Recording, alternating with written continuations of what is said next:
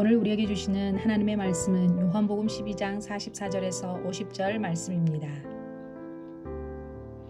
예수께서 외쳐 이르시되 나를 믿는 자는 나를 믿는 것이 아니요 나를 보내신 이를 믿는 것이며 나를 보는 자는 나를 보내신 이를 보는 것이니라. 나는 빛으로 세상에 왔나니 무릇 나를 믿는 자로 어둠에 거하지 않게 하려 함이로라. 사람이 내 말을 듣고 지키지 아니할지라도 내가 그를 심판하지 아니하노라. 내가 온 곳은 세상을 심판하려 함이 아니요 세상을 구원하려 함이로라. 나를 저버리고 내 말을 받지 아니하는 자를 심판할 이가 있으니 곧 내가 한 그 말이 마지막 날에 그를 심판하리라. 내가 내 자유로 말한 것이 아니요 나를 보내신 아버지께서 내가 말할 것과 이럴 것을 친히 명령하여 주셨으니 나는 그의 명령이 영생인 줄 아노라. 그러므로 내가 이르는 것은 내 아버지께서 내게 말씀하신 그대로니라 하시니라. 아멘. 예수 샬롬. 주의 재림에 나를 바라보고 간절히 사모합시다. 새 하늘과 새 땅 곧 새 예루살렘을 입성하는 날이 우리에게 약속이 되어 있습니다. 그러므로 언제나 그것을 간절히 바라보면서 사모하는 우리 그리스도인들 되시기를 주의 이름으로 축복합니다. 오늘은 요한복음 12장 44절에서 50절의 말씀을 가지고 예수 그리스도의 초림과 재림의 차이점이라는 제목으로 함께 은혜를 나누려고 합니다. 우리 주님은 많은 고난과 저주의 십자가에 매달려서 6시간 동안이나 많은 고통을 겪으시다가 운명하시고 땅에 장사되셨습니다. 예수 그리스도는 죽은 자 가운데서 사흘 만에 잠자는 자들의 첫 열매가 되셨습니다. 예수께서 십자가에 매달려 죽으심을 보고 주님이 선택한 제자들은 고향 땅 갈릴리로 모두 다 도망치고 말았습니다. 그렇지만 부활하신 예수께서는 고향 땅 갈릴리로 흩어져 버린 그들을 다시 재소명을 하셔서 잃어버린 사도의 사명을 그들에게 부여주시면서 부활하신 예수께서는 40일 동안 땅에 머무시면서 그들에게 부활하신 모습을 나타내 보여주시고 그들에게 하나님 나라의 일을 가르쳐 주셨습니다. 그리고 그들을 향하여 예수께서는 말씀하시기를 예루살렘을 떠나지 말고 아버지께서 약속하신 성령의 세례를 받으라. 너희가 몇 날이 못되어 이 성령의 세례를 받게 될 것이다. 이 성령의 세례를 받게 되어지면 오직 성령이 권능을 입어서 예루살렘과 유대와 사마리아 땅 끝에 이르러 내 증인이 될 것이라고 주님이 말씀하시면서 주님께서는 이 말씀을 마치시고 그들이 보는 가운데 하늘로 올라가셨습니다. 그래서 제자들은 멍하니 하늘을 쳐다보고 있었습니다. 그러자 시몬 입은 두 천사가 말하기를 갈릴리 사람들아 어찌하여 서서 하늘을 쳐다보느냐. 너희 가운데서 하늘로 올라가심을 본 이 예수 그리스도는 하늘로 올라가심을 본 그대로 다시 오시리라 하였느니라. 천사가 제자들을 향해서 이와 같이 다시 오실 예수 그리스도를 말씀하셨습니다. 하늘로 올라가신 예수 그리스도는 지금 어디에 계실까요? 하나님 보좌 우편에 계십니다. 하나님 우편 보좌는 승리의 보좌요 이기는 자가 받을 그러한 하나님의 축복의 보상인 것입니다. 하나님의 오른편에 있다는 것은 영원한 축복의 영원한 하나님 나라의 주권을 가진 예수 그리스도를 말하는 것입니다. 그분은 히브리서 12장 2절을 보더라도 그 앞에 있는 기쁨을 위하여 십자가를 참으사 부끄러움을 개의치 아니하시더니 하나님 우편에 앉으셨다고 성경은 말하고 있습니다. 이 세상을 이기고 저 하나님 나라로 올라간 예수 그리스도가 우편 보좌에 앉음과 같이 우리도 장차 예수께서 약속하셨습니다.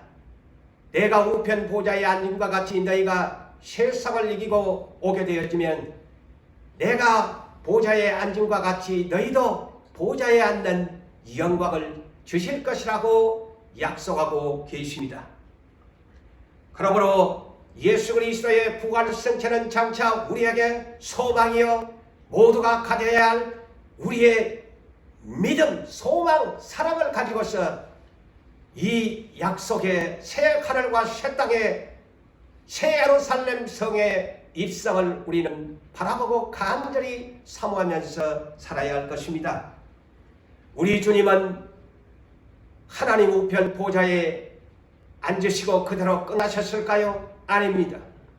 그분은 다시 오실 것이라고 성경에 약속하셨습니다. 계시록 1장 7절에 보면 볼지어다 예수가 구름을 타고 오시리라. 각 사람의 눈이 예수를 보게 될 것이고 예수를 기른 자들도 볼 것이요 땅에 있는 모든 족속이 예수로 말미암아 애곡하리라.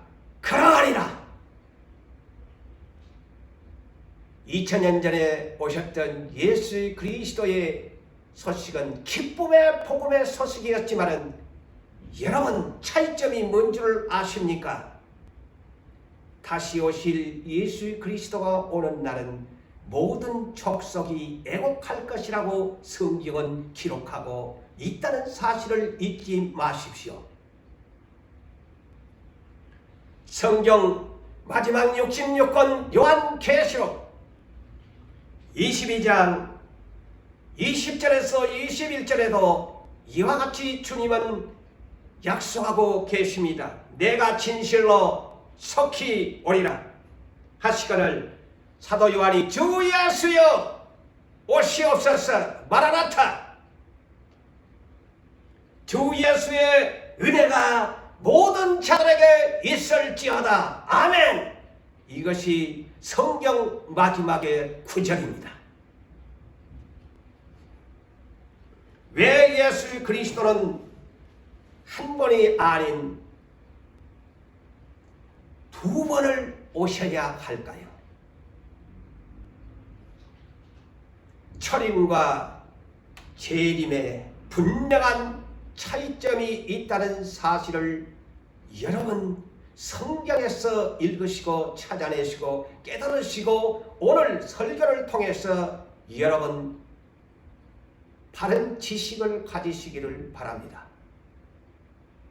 그러므로 예수 그리스도의 초림은 태 속의 구원자로 오신 것입니다. 삼위 하나님께서 흙으로 하나님의 형상을 따라 사람 곧 아담을 지으셨습니다. 또한 아담을 지으시고 나서 혼자 있는 것을 원하시지 아니하시고 돕는 배필 화를 아내로 지으셔서 부부가 되게 만들어 주셨습니다. 아담이 깊은 잠이 들기 위해서 수면 가운데 아담의 갈빗대를 하나님께서 취하사 그 갈빗대를 가지고서 그의 아내 하와 이브를 아담에게 주셔서 생육하고 번성하고 딸 다스리고 모든 권세를 가질 수 있도록 하나님께서 축복해 주신 것입니다. 그래서 그들에게 에덴 동산의 법의 질서가 필요했습니다. 어느 국가이든 법이 필요합니다. 법이 필요한 것은 질서를 원하기 때문인 것입니다. 하나님께서도 아담과 하와를 에덴 동산의 행복의 동산을 축복하시면서 그들에게 하나님이 다스리는 법의 질서를 위해서 에덴 동산 중앙에 생명나무와 선악과를 나무를 동산 중앙에 두어서 하나님이 명령합니다. 모든 실과는 네가 임의로 먹을 수가 있지만은 동산 중앙에 있는 생명나무는 네가 먹을 수가 있다. 그렇지만은 반대로 선악을 알게 하는 나무의 열매를 먹는 날에는 반드시 너는 죽으리라. 하나님의 통치권의 법의 질서를 주셨습니다. 에덴 동산 중앙은 하나님이 통치하는 법의 질서인 것입니다. 그러나 예뱀 사탄은 이 법을 교묘하게 이용합니다. 그래서 홀로 거니는 하와를 찾아와서 그에게 질문합니다. 하나님이 뭐라고 하더냐 하니까 이 선악과만은 먹으면 만지면 죽을 것이다. 아니야. 그것을 먹으면 하나님처럼 되고 하나님처럼 눈이 밝아져 선악을 알게 하는 그런 하나님과 같이 될 것이다. 이러한 미혹을 가자 그 하와는 그 미혹을 물리치지 못하고 자기도 먹고 남편도 죽어서 아담의 부부는 하나님의 법의 질서를 깨트리고 만 것입니다. 어느 날 하나님께서는 에덴 동산에 찾아오셨습니다. 아담아 어디에 있느냐? 아담을 찾으셨습니다. 죄를 지어놓으니까 나무 숲 사이에 숨어서 나무 이파랑이로 부끄러운 것을 알게 돼서 가장 부끄러운 것들을 가리면서 나무 뒤에 숨었다고 했습니다. 내가 그것을 묻는 것이 아니라 어찌하여 먹지 말라고 하는 것을 먹었느냐? 하나님이 질문할 때에 하와는 뱀에게 책임 전가를 하고 말았습니다. 하나님께서 아담에게 질문합니다. 그럴 때 아담 역시 하와가 주어서 먹었고 하나님이 함께 해준 여자로 말미암아서 내가 먹었나이다. 그래서 아담은 자기 아내를 책임을 전가하고 하나님에게 책임을 전가하고 만 것입니다. 하나님 용서해 주시옵소서. 내가 죽을 죄를 지었습니다. 라고 회개하고 용서를 구했더라면 사망의 사람이 되지 않았을 것입니다. 그렇지만 하와는 뱀에게 책임을 전가하고 아담은 자기 아내 하와와 하나님에게 책임을 전가하고 만 것입니다. 그래서 최초의 복음의 기쁜 원시복음이 창세기 3장 15절의 말씀을 우리 기독교인들은 잘 알고 있습니다. 마귀의 머리를 깨부실 멸할 여자의 후손을 세상에 보내게 될 것이라고 최초의 원시복음을 하나님께서 구원자를 보내줄 것을 약속하십니다. 그래서 고린도전서 15장 45절과 47절의 이 두 절을 보게 되어지면 이렇게 사도 바울은 기록하고 있습니다. 기록된 바, 곧 창세기 2장 7절에 기록된 바, 첫사람 아담은 생명, 산, 영이 되심과 같이 마지막 아담은 살려주신 영이 되었나니 첫사람 아담은 땅에서 났으니 흙에 속한 자이거니와 둘째 사람 아담 예수 그리스도는 보십시오. 둘째 사람 예수 그리스도는 하늘에서 나셨나니. 그래서 예수 그리스도는 두 번 오셔야 하는 것입니다. 그분은 둘째 아담이십니다. 하늘에서 나신 둘째 아담 예수 그리스도. 그러나 첫사람 아담은 흙에서 나온 아담에 불과합니다. 그러므로 여자의 후손으로 메시아가 오실 것을 하나님께서는 약속하신 가운데 마침내 이사야 선지자를 통해서 예수 탄생 700년 전에 이사야 7장 14절에 보라 처녀가 잉태하여 아들을 낳으리니 그 이름을 임마누엘이라 하리라.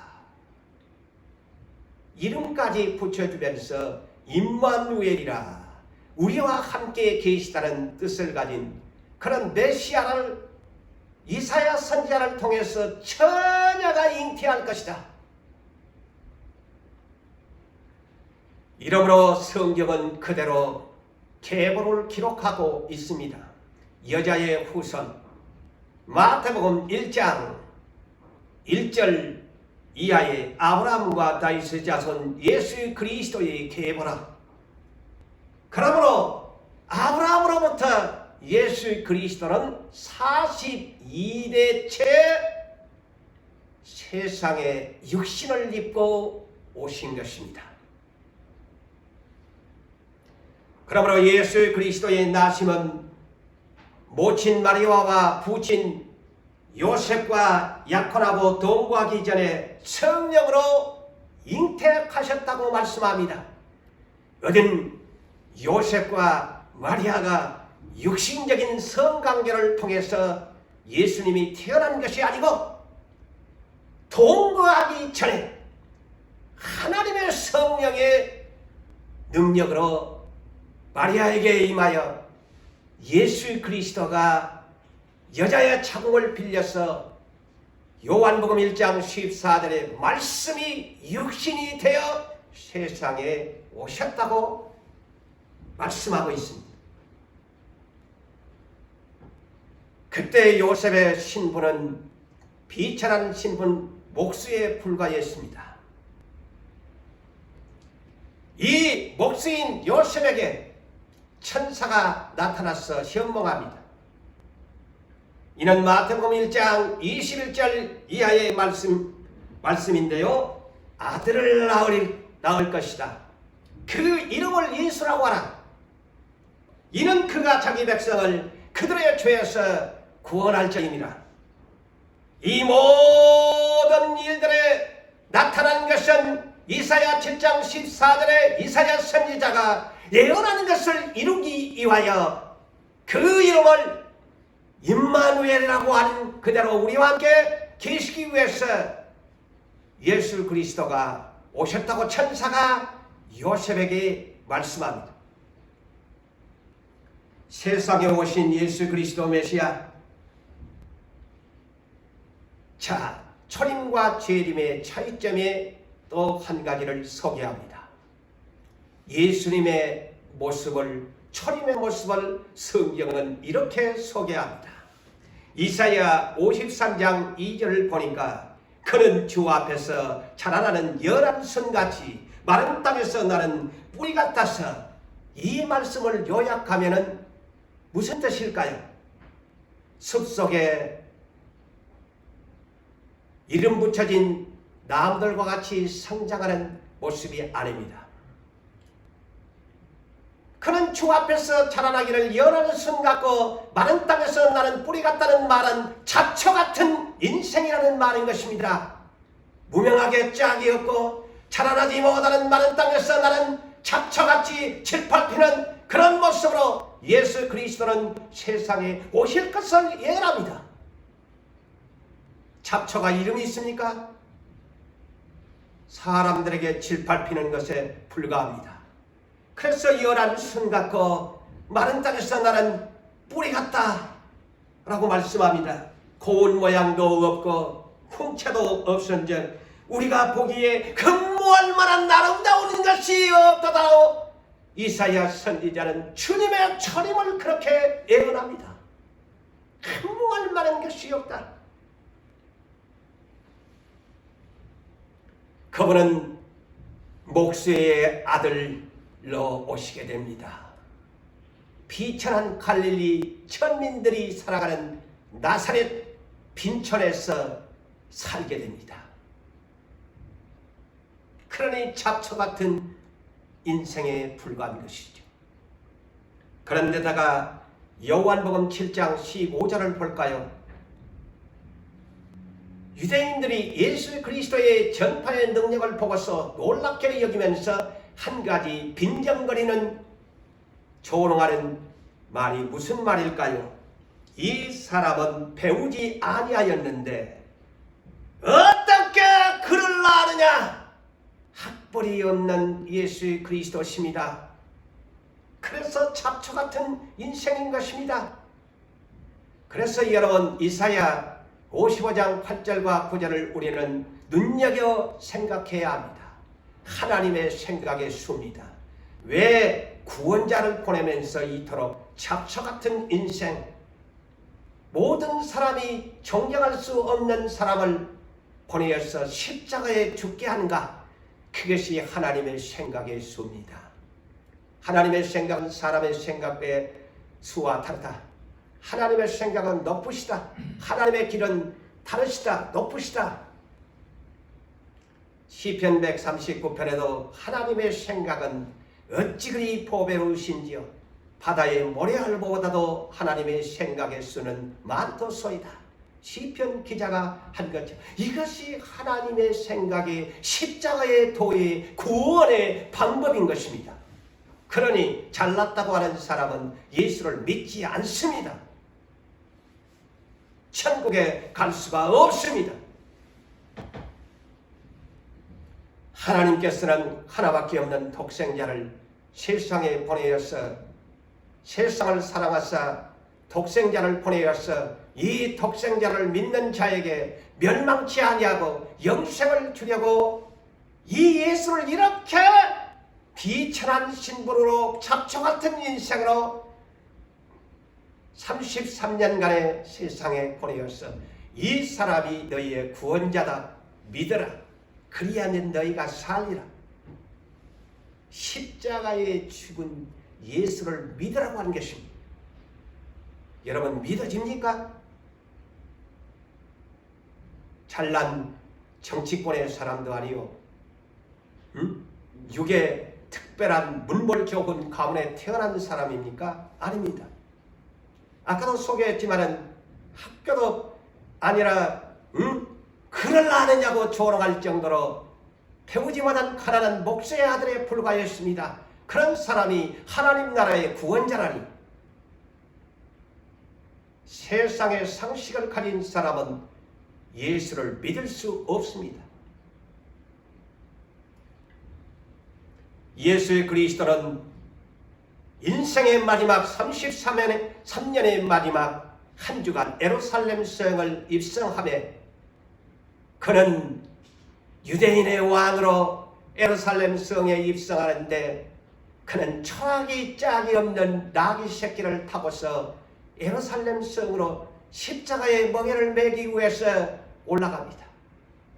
세상에 우리는 잘난 말을 타고 호전적으로 갔으면 좋았을 것인데 그것도 부족해서 나귀 새끼를 타고 예루살렘 성으로 구원자로 입성했다는 것이 말이 되는 말입니까? 그래서 우리는 빌립보서 2장 5절에서 8절에 있는 말씀을 평생에 우리는 잊지 말고 되새김질하면서 어떤 문제 앞에서 이 말씀을 가지고 우리가 믿음을 성화시켜가는 그러한 삶이 되어야 할 것입니다. 이 말씀에 보면은 너희는 예수 그리스도의 마음을 품으라고 합니다. 어떤 마음입니까? 하나님의 본체셨지만은 온유하고 겸손한 마음을 우리가 품어야 된다. 그는 하나님의 동등됨을 취할 것으로 여기지 아니하시고 자기를 비워서 종의 형체로 사람의 모양으로 하시고 자기를 낮추시고 죽기까지 복종하셨으니 곧 십자가에 죽으셨다는 이 말씀이죠. 예수 그리스도는 낮은 곳 베들레헴 작은 거울, 태어나실 때 누일 곳이 없는 말 구유통에 침대를 삼고 오셔야 했던 예수님, 그리고 가장 낮은 자리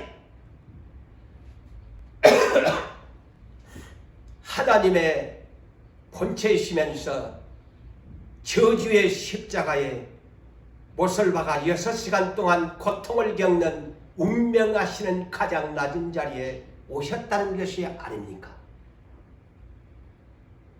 그것이 복음입니다.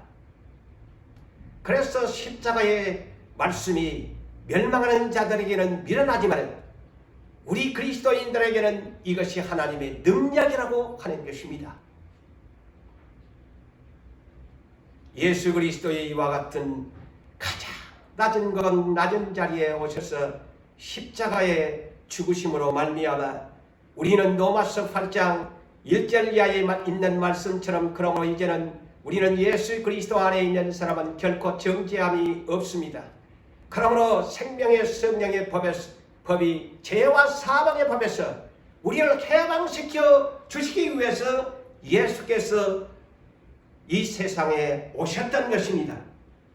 그래서 우리는 예수께서 아버지께 구하심으로 보내신 보혜사 성령을 부음받아서 이제는 우리가 양자의 영을 받아서 하나님을 아버지라고 부르짖게 되어지고 예수를 주라 시인하는 그런 은혜까지 예수께서 성령을 부어주심으로 우리는 그런 하나님의 아들들이 된 것입니다. 예수 그리스도 초림의 십자가의 구속사역은 무엇일까요? 에베소서 2장 1절 이하의 허물과 죄로 죽었던 우리를 살려주기 위해서 하나님의 크신 그 긍휼에 풍성하신 큰 사랑으로 말미암아 우리를 구원해 주기 위해서 우리는 본질상 진노의 자녀였습니다. 세상 풍속을 따르고 공중의 권세 잡은 악한 저 마귀를 따라다녔던 그런 죄의 전가자요 사망의 사람이었습니다. 그렇지만은 에베소서 2장 8절 그 유명한 말씀이 뭡니까? 너희가 그 하나님의 은혜에 의하여 예수 그리스도 곧 믿음으로 말미암아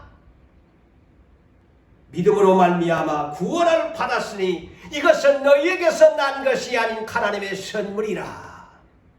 초림 예수 그리스도가 오신 것은 값없이 우리에게 믿는 자에게 이 십자가에 가장 낮은 곳에 낮은 자리에 오신 예수 그리스도의 십자가에 도를 믿는 자에게는 값없이 모두에게 행위에 관계없이 구원의 선물을 주신 것입니다. 그것이 은혜입니다. 잘난 사람, 못난 사람, 가난한 사람, 부유한 사람 누구든지 이 예수 그리스도의 십자가를 믿는 사람에게는 다 공짜로 구원을 주신 것입니다. 이것은 행위에서 난 것이 아닙니다. 그것이 초림의 예수 그리스도의 은혜로 오신 목적입니다. 이것이 오늘날 복음이라고 말을 하죠. 로마서 1장 16절에서 17절에 이 복음은 모든 믿는 자에게 구원을 주시는 하나님의 능력이라. 복음에는 하나님의 의가 나타났어. 믿음에 이르기에 하나니 기록된 바 하박국 2장 4절에 기록된 바 오직 의인은 믿음으로 말미암아 살리람과 같으니라. 이것이 복음입니다. 예수 그리스도의 초림의 복음인 것입니다. 그래서 오늘 본문을 볼까요? 44절에서 47절을 보겠습니다.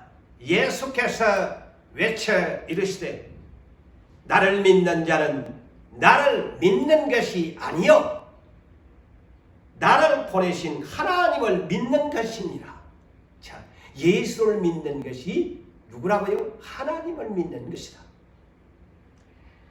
나를 보는 자는 누구를 보는 것이냐? 나를 보내신 하나님을 보는 것이다. 나는 빛으로 세상에 왔나니 무릇 나를 믿는 자로 어둠에 거하지 않게 하려 함이라. 다시 말하면 사망의 사람들을, 아담 이후의 첫사람 아담 이후에 태어난 모든 사람은 멸망의 사람, 사망의 사람입니다. 사망이 완노릇합니다. 그런데 이제 둘째 아담이 오심으로 말미암아 하늘에서 나신 둘째 아담 예수 그리스도가 십자가의 구속으로 말미암아 사망에서 생명으로, 생명의 빛으로 우리를 구원해 주셨다는 이 놀라운 축복인 것이니, 그러면서 이 47절에 보십시오. 사람이 내 말을 듣고 지키지 아니할지라도 내가 그를 심판하지 아니하노라. 내가 온 것은, 곧 내가 초림한 것은 세상을 심판하려 함이 아니라 세상을 구원하려 함이로다. 이 말씀을 초림이라는 단어를 꼭 빼서는 아니 됩니다. 첫 번째 왜 예수가 오셔야 했느냐? 나를 믿지 아니할지라도 나는 심판하기 위해서 온 것이 아니고 세상에 온 것은 구원을 하기 위해서 왔다. 죄에서 해방을 시켜주기 위해서 왔다는 복음의 소식입니다. 그런데 오늘날 많은 이런 문제들이, 오해의 소리들이 됩니다. 이 문장을 예수님은 심판하지 않는다는 거예요. 성경을 그리 보면 크나큰 오해입니다. 구약 성경을 잘못 오해한, 성경을 오해한 이스라엘이 예수님을 죽이고 말았습니다.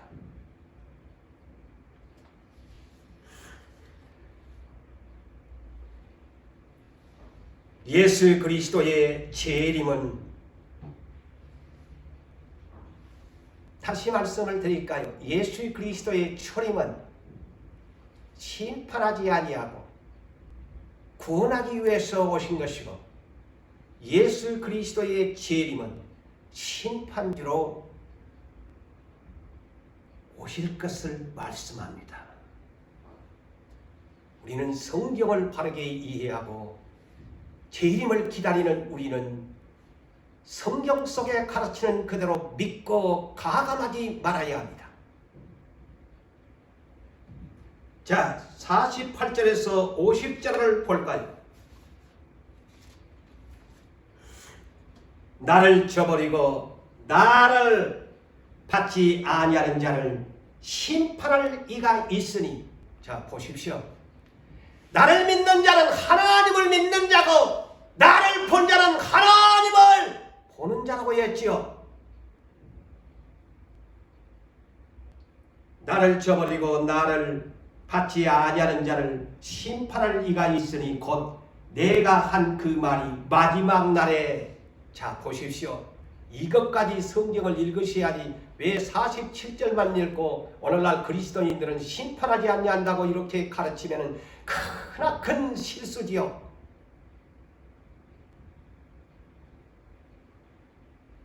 마지막 날에 그를 심판하리라. 마지막 날이 재림의 날이죠. 내가 내 자유로 내 스스로 말한 것이 아니라 나를 보내신 아버지께서 내게 말한 것과 이를 것을 친히 예수에게 명령하여 주셨으니 나는 하나님의 명령이 영생인 줄로 안다. 그러므로 내가 이르는 것을 내 아버지께서 내게 말씀하신 것, 아버지가 말한 말씀이 곧 내 말이다, 이거예요. 누가 심판한다고 그래요? 아버지 하나님이 심판하신다고 그랬죠. 자, 그래서 하나님 우편 보좌에 대속을 위해서 그 임무를 마치고 다 구원자로 이루었더라 십자가에 맺힌 예수님. 그리고 운명하시고 지금은 어디에 계세요? 하나님 우편 보좌. 그를 일컬어 계시록 5장에는 엄청난 파워의 주님을 소개합니다. 어린 양이라고 합니다. 한 번 죽임을 당했던 살아난 어린 양 보좌에는 천사 6개 달린 스랍 천사가 그를 보좌하고 24장로가 보좌하는 어린 양의 보좌. 그런데 그 어린 양의 머리에는 7뿔이 달려더라. 그게 뭡니까? 만왕의 왕, 가장 파워의 능력을 가진, 힘의 파워를 가진 예수 그리스도를 상징하고 그의 눈에는 7의 눈이 있더라. 이것이 다시 오실 예수 그리스도의 모습입니다. 전혀 다르죠?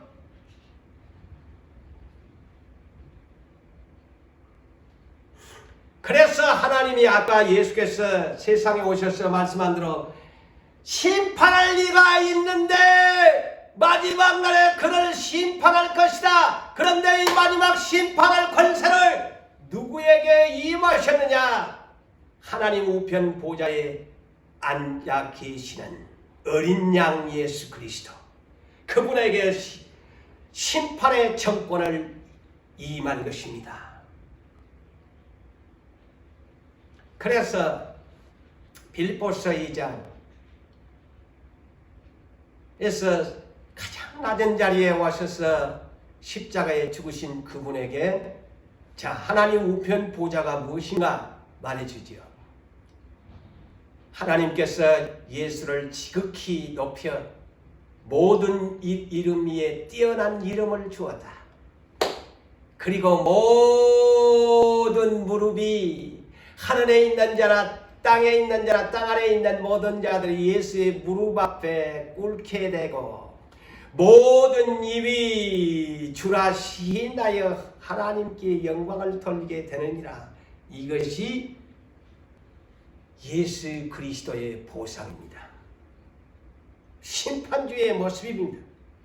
모든 무릎이 꿇을 것이다. 하늘에 있는 자나 땅에 있는 자나 땅 아래 무덤 속에 있는 자들이 다 예수 무릎 앞에 예수 이름 앞에 꿇게 될 것이라고 성경은 말합니다. 그래서 고린도후서 5장 10절 그 유명한 말씀이 세상을 심판한다고 그랬어요. 우리가, 사도 바울은 분명하게 가르칩니다. 우리가 누굽니까? 예수 안에 있는 사람들. 우리가 다 반드시 이 세 가지를 놓치지 말아요. 우리가, 그 다음에 다, 그 다음에 셋째, 반드시 에덴 동산에 반드시 죽는다는 것처럼 반드시를 사용합니다. 반드시 그리스도의 심판대 앞에 그 몸으로 행한 것을 밝히 드러낼 것이다. 심판한다고 그랬잖아요. 초림은 심판하러 오신 예수님이 아닙니다. 그러지만은 재림은 심판주로 오십니다. 초림 예수 그리스도. 다시 말씀을 드릴까요?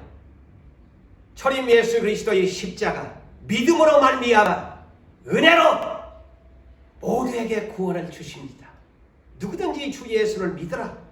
그리하면 이는 구원을 얻는다. 하나님의 자녀되는 권세를 너에게 준다. 그렇지만은 왜 재림을 다시 약속할까요? 한 번으로 끝나지 다시 주님이 오신다고 할까요? 재림을 기다리는 그리스도인들은 이제 예수를 믿어 내가 구원을 받았다면 죄에서 이 구원이라는 것은 다시 말하면 천국에 완전히 들어갔다는 말이 아닙니다. 죄에서 사망의 사람이 회방을 맞이했다는 말인 것입니다. 출애굽의 가정처럼 여러분이 생각하면 이해 쉽습니다. 이제는 예수 그리스도를 통해서 내가 구원받은, 죄에서 해방을 받은 사람이 되었다면 이제는 내가 믿음으로 플러스를 해야 돼. 무엇을? 행함을. 믿음 플러스 행함. 그래서 야고보서 2장 14절 이하에 만일 사람이 믿음이 있노라고 하고, 그래서 성경은 다 봐야 되죠. 로마서만 읽었어도 아니돼요. 로마서를 읽었으면 야고보서도 읽어야 되고, 야고보서를 읽었으면 히브리서도 읽어봐야 되고, 성경 구약 신약 66권 어떤 것 가감해서도 아니 되는 것입니다. 성경은 왜 66권이 필요할까요? 다 천국에 가는 사람에게 필요한 말씀이기 때문입니다. 구원에 이르는 지혜의 책이기 때문인 것입니다. 자기에게 맞는 것만 빼가지고 가르치고 나에게 맞지 않은 것은 빼버린다면 자기가 하나님 아닙니까? 믿음이 그와 그의 행함과 함께 일을 하고 행함으로 믿음이 온전케 되었느니라. 온전한 믿음, 오늘날 믿음으로 구원한다면 성숙한 믿음, 온전한 믿음, 행함과 함께 일을 할 때에 온전한 믿음의 사람이 된다고 성경에는 이렇게 가르치고 있습니다. 이로보건대 사람이 행함으로 의롭다 하심을 받고 믿음으로만 아니니라.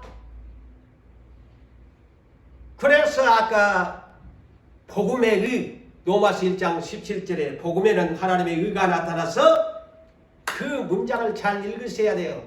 믿음으로 믿음에 이르게 하나니. 이 말이 뭘까요? 믿음은 행함과 함께 이 일을 할 때 온전한 믿음이다, 그 말이에요. 믿음으로 믿음에 이르게 하나니. 믿음은 행함과 함께 일을 할 때 믿음이 온전하게 이르게 된다는 말이에요.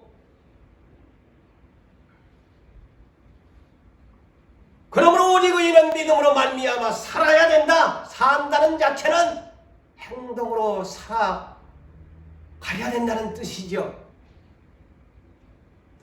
여러분, 재림 예수 그리스도의 모습은 어떨까요?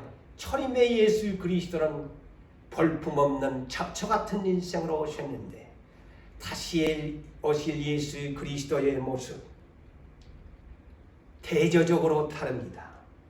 계시록 1장 18절에는 죽은 자가 살아난, 한 번 죽었다가 살아난 자 영원 무궁토록 살아있을 것이다 하면서 그분에는 자 사망과 지옥의 열쇠를 가졌다.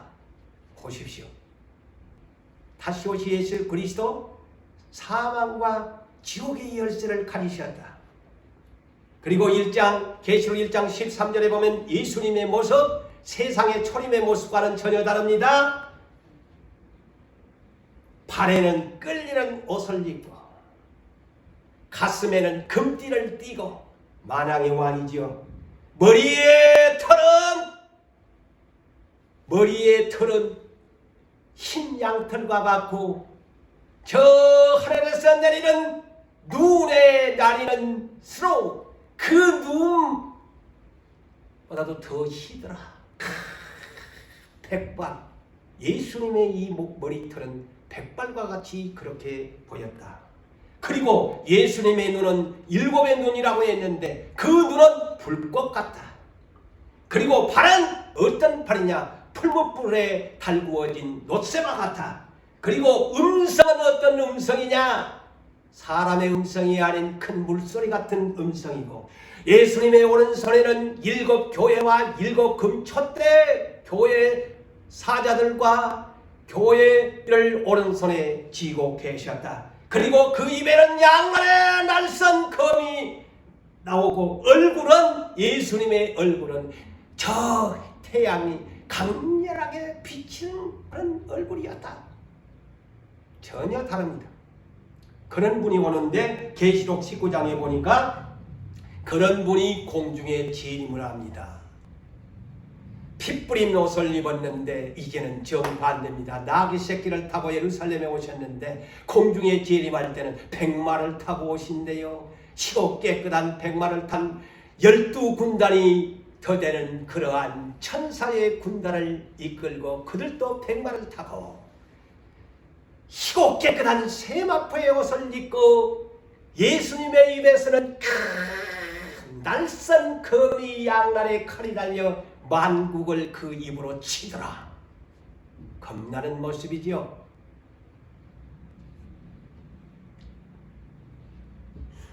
데살로니가전서 4장 16절에도 보면 이제는 주께서 호령하시고 오십니다.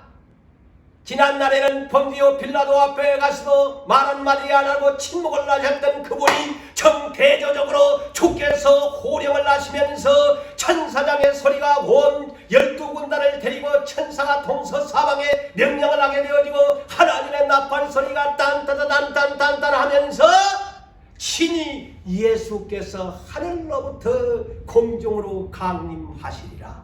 전혀 다른 모습입니다. 사랑하는 성도 여러분, 그래서 마태복음 25장 달란트 비유가 뭔 말입니까? 예? 신랑맞이 열처녀 비유가 옛 말입니까? 예? 양과 염소의 비유가 옛 말입니까? 믿음 플러스 행함에 대한 심판을 하기 위해서 오신다는 말씀이지요. 결론을 짓습니다.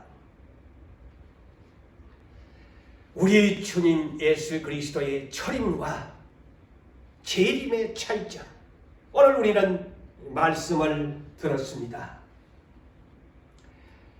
철임 때는 심판하지 않고 구원시키기 위해서 오셨지만은 다시 오실 예수 그리스도는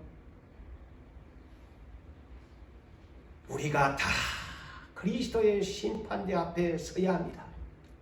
고린도후서 5장 10절, 우리가 다 반드시 그리스도의 심판대 앞에 서서 우리의 행동으로 하는 것을 밝히 드러내서 상 받을 자는 상 받고 벌 받을 자는 벌 받고, 그래서 마태복음 3장 12절에 세례 요한이 외쳤던 것처럼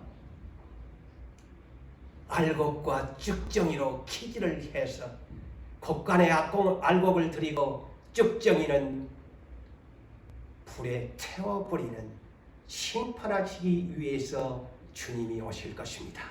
살아가는 성도 여러분들이여, 주님의 철임과 재림에 대한 차이점을 우리는 바르게 알고 우리 주 예수 그리스도 성경에 가르치는 그 말씀에 의하여 믿음으로, 행함으로, 온전한 믿음으로 뒤로 물러가지 말고 우리 예수 그리스도가 오시기를 간절히 사모하는 여러분 되시기를 주의 이름으로 축복합니다.